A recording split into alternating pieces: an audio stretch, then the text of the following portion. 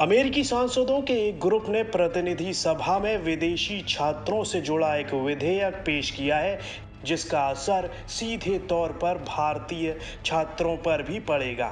ये विधेयक वैकल्पिक अभ्यास प्रशिक्षण यानी कि ऑप्ट के खिलाफ पेश किया गया है।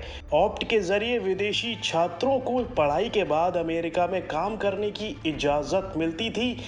अमेरिकी प्रतिनिधि सभा में सांसद पॉले गोसर के साथ सांसद मो ब्रूक्स, एंडी बिग्स और मैट गेट्स ने fairness for high skilled American act पेश किया।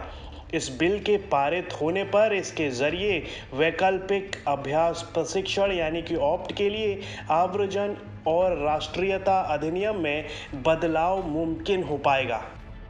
गौरस ने कहा, कौन सा देश ऐसा कानून नहीं बल्कि कार्यक्रम बनाता है जो अपने व्यवसायों से देश के नागरिकों को निकालने और उनकी जगह पर विदेशी श्रमिकों को रखने का मौका देता है।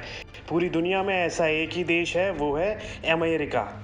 और इस कार्यक्रम का नाम ऑप्ट है और ये हमारे देश के लोगों के साथ नाइंसाफी को साफ तौर पर दिखाता है।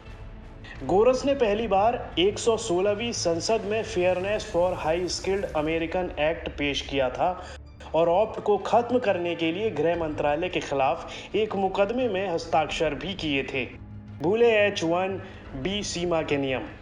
सांसद पॉले गोसर ने आरोप लगाया कि ऑप्ट कार्यक्रम ने 1 लाख से ज्यादा विदेशी छात्रों को स्नातक के बाद अमेरिका में 3 साल तक काम करने की इजाजत देकर H-1B सीमा के नियम दरकिनार कर दिए हैं।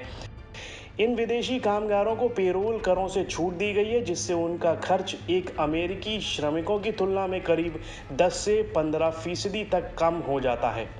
गोरस का मानना है कि इससे अमेरिका में रह रहे विदेशी लोगों को फायदा पहुंचता है। ये फायदा अमेरिकियों को क्यों नहीं मिलता?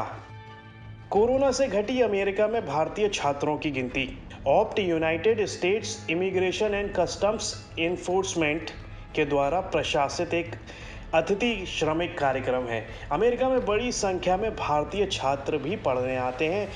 इस वजह से अगर इस विधेयक को मंजूर कर लिया जाता है तो आने वाले समय में अमेरिका में पढ़ाई के बाद नौकरी की तलाश कर रहे भारतीय छात्रों की मुश्किलें जरूर बढ़ सकती हैं।